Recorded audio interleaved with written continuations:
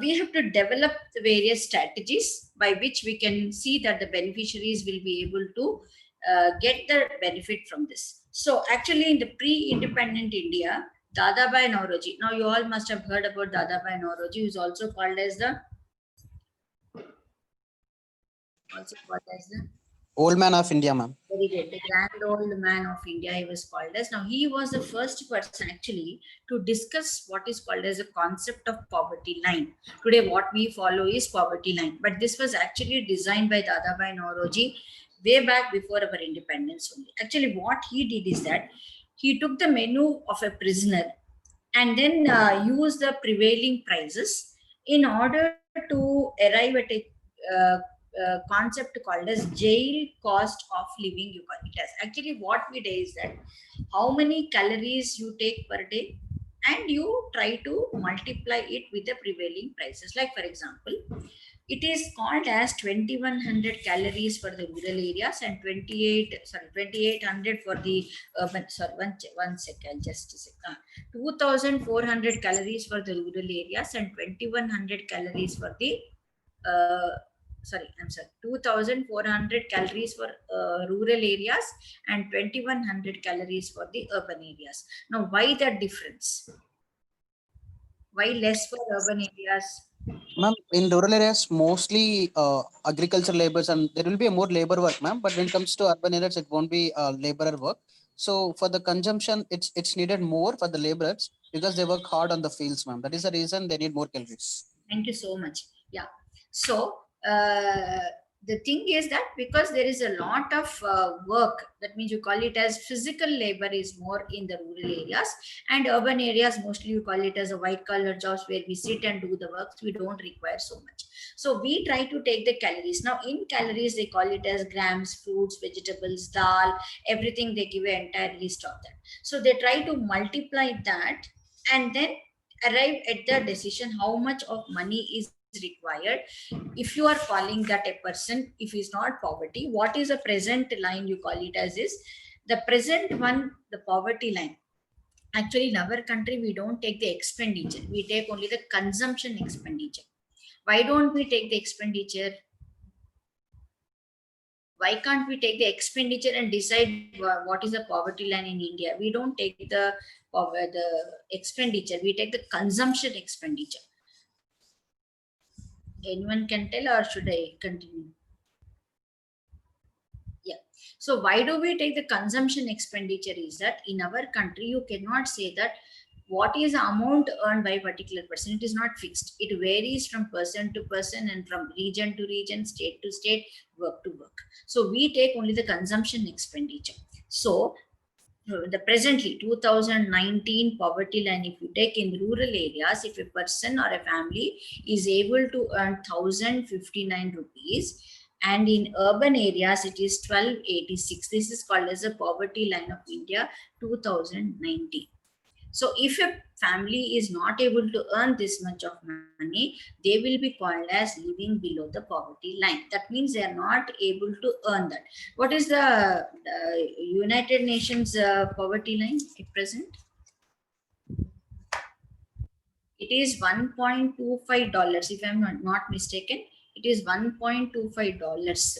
If it is lesser than that, then the WHO categorizes, the United Nations categorizes them as the people below poverty line. So Dadabhai Naoroji has taken this jail cost of living. And when you talk about the jail cost of living, it is not considered to be a correct one. Can anyone tell me why it is not a correct calculation? Jail cost of living cannot be taken as a poverty line. There is some wrong in that. What is the criticism that was faced by this? Can anyone tell? Ma'am, actually, what I heard is like, what is the person in jail as having calories that was not having the agriculture farmer, ma'am, basically. Agriculture farming is consuming the calories less than the person who is in the jail, ma'am, actually. No, I'm not asking from the point of view of calories. That entire calculation itself is wrong. Right. I don't know about that. Okay, fine. The reason is that when you talk about the jail cost of living, only adults will be there in jail. You don't have children over there. You don't have children in jail. So what he calculated will be only restricted to the adult people. You don't have the people, you don't have children over there. So that will be a wrong calculation. So you have to include the children also. When you're talking about the poor people or you're talking about the family of poor people, you will have mother, father, old people, you have children also. So when you calculate that, you take into consideration all the people into consideration. So actually, the concept was introduced by Dadabhai Naoroji, and then it was followed by our government of India later on coming into existence. That means you take into consideration or the basic concept was introduced by Dadabhai Naoroji that you have to come about something called as poverty line. That means you will know that if you fix a poverty line, at least you will know that how many people in India are living below poverty line and what steps can be taken in order to see that to make these people come above the poverty line. So this is an introduction that has been introduced as such. So a number of mechanisms have been introduced in our country. Like for example, in 1962, the Planning Commission formed a study group. Okay, these are the things I think. Yeah, it has been changed 1.9. That's what I'm saying. I was not able to get that. So 1 point. Thank you so much. $1.90 is the present poverty line according to the United Nations. Sorry, I'll correct myself. Okay, then. So in 1962, the Planning Commission formed a study group.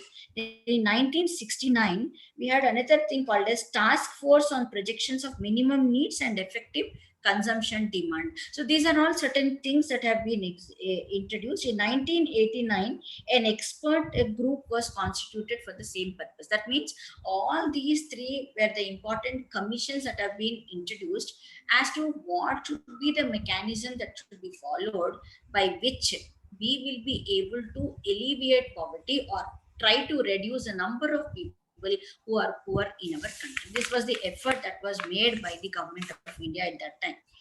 Besides this, we also have economists who have also attempted to develop a number of mechanisms as such.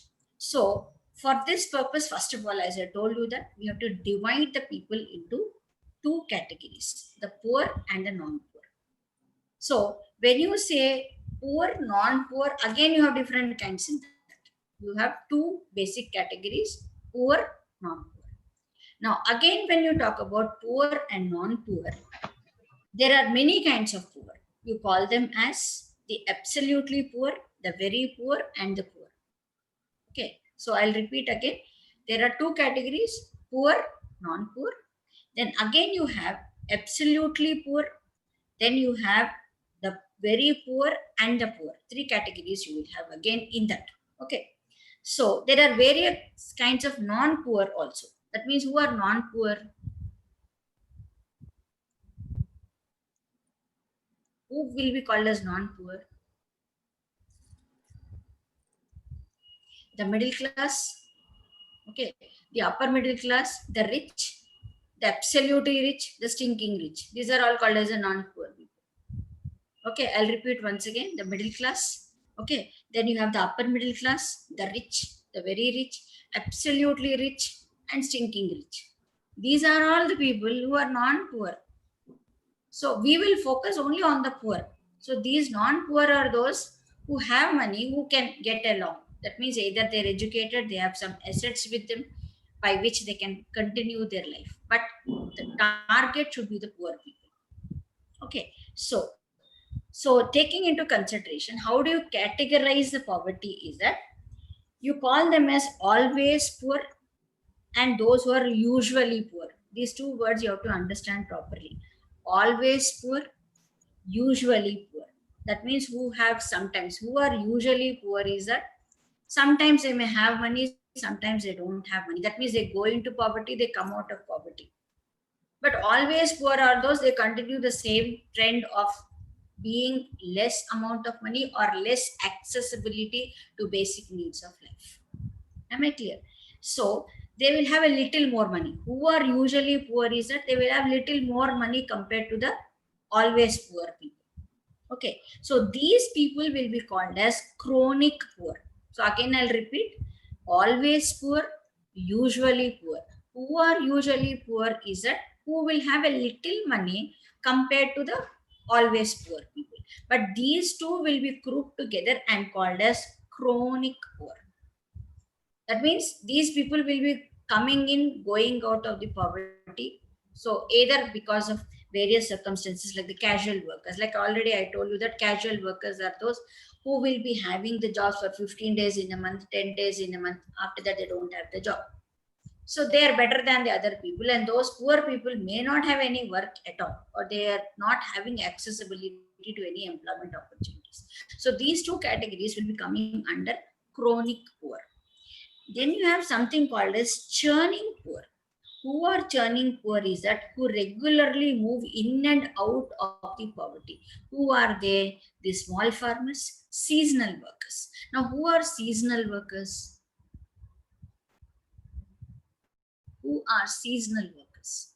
Ma'am, we can say agriculture laborers, ma'am. Very good. Agricultural laborers. That means these people have, like for example, in our country, usually they say 3 seasons, crop seasons, but we have only Kharif season and the Rabi season only. So during the Rabi season, they will have the job. Then after the Kharif season is over, they don't have the job. They will wait for Rabi season. So small farmers and the seasonal workers are the churning poor who move in and out of the poverty. Then you have occasionally poor who are rich most of the time. Like I told you that sometimes they may go bankrupt, they may have losses in the business and all these things. You can give examples. They are occasionally poor. That means if they face any law, like for example, if you take in the IT sector, if they're laid down, they're removed from the job, they become occasionally poor because they don't have employment. Or a person, a businessman is there, he is running his business, suddenly there is a huge loss in his business, then he becomes occasionally poor. He may go bankrupt also. Like there are two examples, I think Lakshmi Mittal's brother was there. You all know about Lakshmi Mittal. Yeah, he's a steel giant. Okay, his brother, because he performed the daughter's marriage in a very lavish manner, now he's a bankrupt. But he's one of the billionaires as such. He's called as a steel giant also. So like that, these are all occasionally poor because of various circumstances, because of bad luck.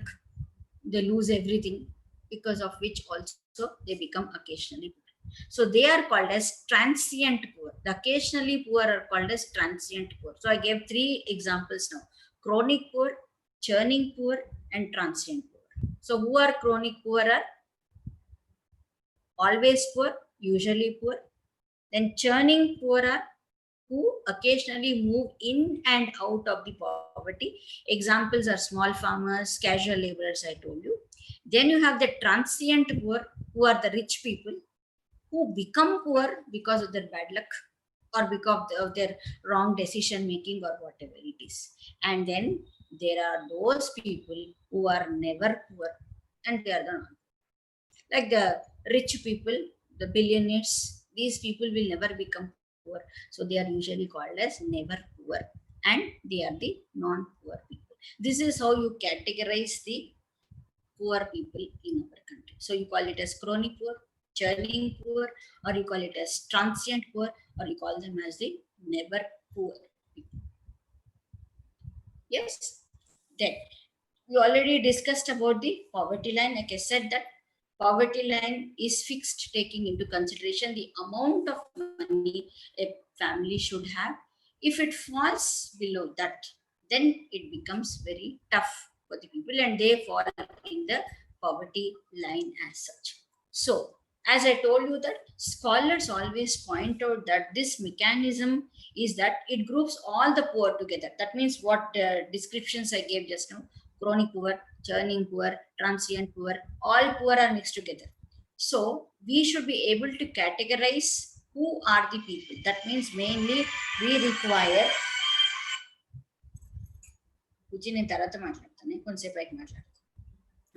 so when we talk about the scholars state that the major problem is that the groups, the poor are together and does not differentiate between the very poor and the other poor. As I told you that in the beginning only, I told you that there is a necessity to identify the very poor and see that the benefits will reach this very poor also.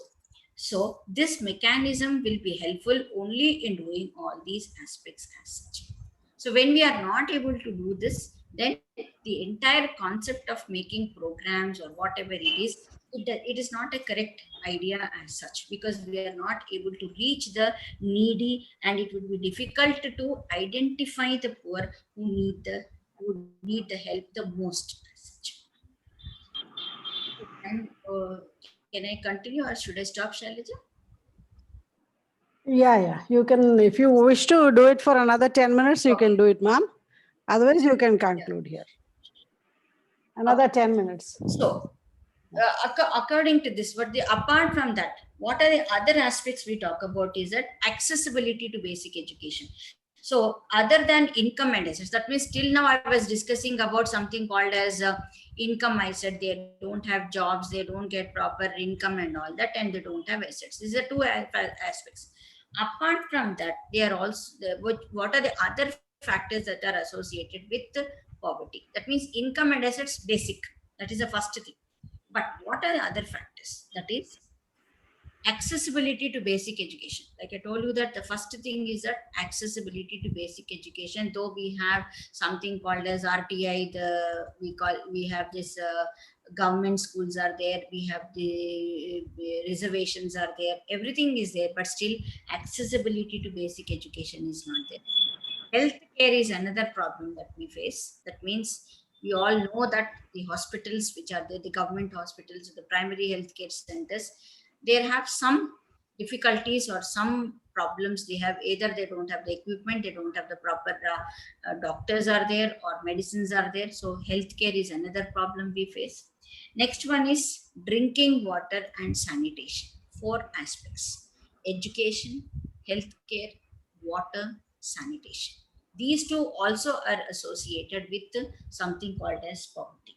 So, but the poverty line does not take all these into consideration. It only takes the income. That if a family is earning this, they are above poverty line. If they are not getting that income, they are below the poverty line. But when we are talking about poverty, it should be a total gamut of all these factors. Like I told you that we cannot limit it to basic necessities. It's no more correct. You cannot say that having food, clothing, shelter is not enough nowadays. You also require education. You also require healthcare. What is the government doing to protect the life of the people? What is the security of the people? There are so many aspects that you have to take into consideration, which the government fails. Only it fixes to the income and says that this is the poverty, they are above poverty line, they are below poverty line. But that is not the correct aspect. You have to take all these into consideration also. So there are also other factors that trigger and perpetuate poverty, like illiteracy or ill health, lack access to resources. Like I told you that they don't have access to courts, they don't have access to their own fundamental rights. We talk about so many fundamental rights, but do the poor people have an access to any of these? Whether you talk about a filing of a case or you talk about fighting a case in the court, all these access, they don't have any access to these resources as such. So the aim of poverty alleviation should be to improve the human lives. That means the quality of life has to be improved. Now, what do you mean by quality of life is that whether they are able to lead a better life. Not that living in a slum area surrounded by filth or proper sanitation is not there, then you don't call it as a life as such. It is not the quality of life. We are talking about quality of life means where the person is able to live in a very clean and neat surroundings, where he is able to have access to proper food and also having access to various facilities. It can be education, it can be healthcare, or it can be water, or whatever it is. All these are things which should be taken into consideration. So by expanding the range of things that the person could be and could do, the most important thing is that you should identify what a person could do. That means you just give and say that, okay, your life is done and all that. That is not correct at all.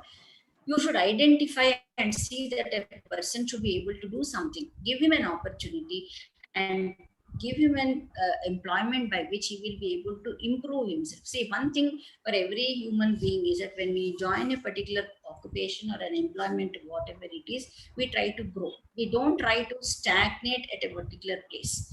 We want to expand, we want to grow, we want to achieve great heights. So you should give an opportunity for a person to identify himself, know his talents, where he can go, what he can do. That is also considered to be improvement of the human life as such. That is very important.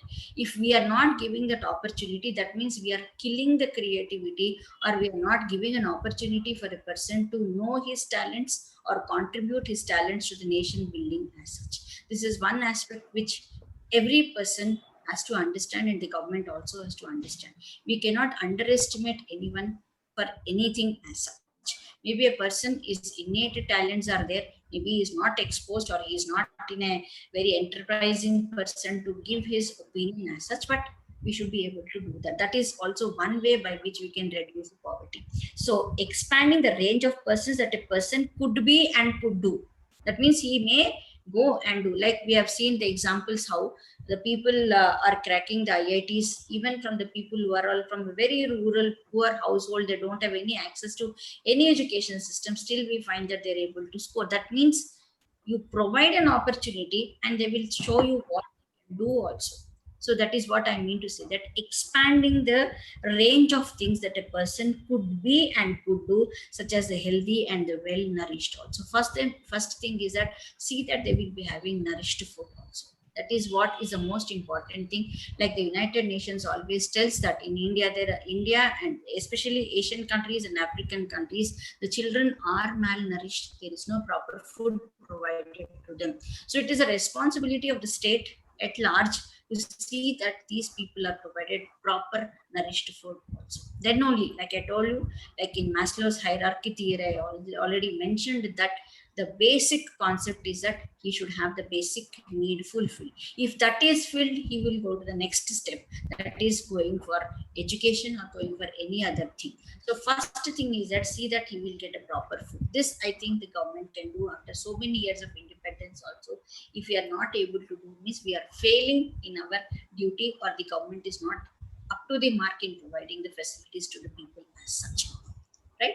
Then the other one we talk about is that knowledgeable and participate in the life of the community. How do you make them knowledgeable? Is that give them an access to education, see that they get the education as such. That means creating an awareness regarding education. First and foremost is that in our country, the child labor should be abolished. Though there is an article in the constitution which says that child labor is not there, child labor should be abolished, but we find that child labor is everywhere. So if you stop that, these people will definitely will go to the school. If they go to the school, definitely their knowledge will be there. Maybe there are so many intelligent people also in that, but their childhood has been not dipped in the part itself, where they are put into factories, they are made them working in that particular factories, no access to education. So create an opportunity by which they will become knowledgeable, and they also participate in the life of the community. That is what I'm saying. Bring them into the mainstream of the community. Bringing them into the mainstream of the community is nothing but give them an opportunity to get educated, give them the jobs, and see that they will also have that opportunity, not grab the opportunity for them. We are killing that particular instinct in them. So we are not allowing them to grow.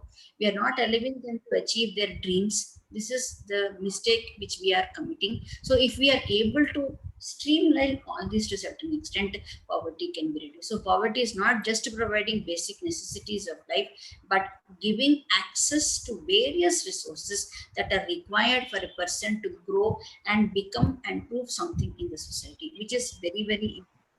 So development is about removing the obstacles to the things that a person can do in life. First thing is that remove all the obstacles. Give him an opportunity. Don't say that you are a poor person, you are this, you are fit for nothing. All these words are not correct. So if you want development, what is development? Development is about removing the obstacles to the things that a person can do in life. Remember that. If you provide, he will do. Then, such as illiteracy, ill health, lack of access to resources, lack of civil and political freedoms. If you are able to do all this to a certain extent, you have addressed the poverty to a certain extent. So, removing all these obstacles is important. If we are removing these obstacles, that means we are providing the development. So, the government claims that higher growth rate, increase in agricultural production, providing employment introduced have resulted in decline in poverty levels. They say all this. but to a certain extent, economists raised doubt about the government's claim. That means we have a number of things. We are talking about agricultural productivity. We had the green revolution. Today, India is self-sufficient. We produce a lot of goods. We have a buffer stock for rice, wheat, everything we have. We don't have any problem at all. Then providing employment through through the NREGA, and also they say that the globalization which took place in 1990s, because of privatization and globalization, we were able to provide a lot of jobs. So government feels that the poverty has been reduced, but the economists say that the numbers are different and the actual situation is totally different. So the ground level situation is totally different, and the statistics which are provided by the government is totally different as such. So the way the data is collected and the items that are included in the consumption basket, methodology followed to estimate. Yes, any doubt? Anyone wants to say something? Nothing, ma'am, nothing. Okay. So the consumption basket methodology followed to estimate the poverty line, and the number of poor are manipulated to arrive at the reduced figure of the number of the India. So this is the major problem. Actual picture is not there. They try to manipulate the data and say that means actually there is a NSSO. Anyone can tell me what is the full form of NSSO? National Statistical Survey Office. National Sample Survey Organization. Good, thank you. National Sample Survey Organization is one which will actually take into consideration how many people are employed, how many hours. Actually, it is said that 14 hours per week is a basic necessity. If the government fails to provide at least 14 hours of work per week, that means we are not doing justice. That is, the people will be called as unemployed also. So the figures which are collected, which are presented, the government says that, the economists say that they are manipulated. The real situation is totally different. The government says that, okay, they are getting it, like I told you just now, that these are other factors which are also needed, which the government is not taking into consideration as such. Okay. Yeah. Thank you very much, Shyamla. You continued for a long time. Yeah. I thought you wanted to summarize it. And any questions, dear students? You spoke very well, Shyamala. Yes, sir. Shyamla, ma'am. You spoke very well. You spoke very well. Yeah. And you removed the information poverty of the candidates.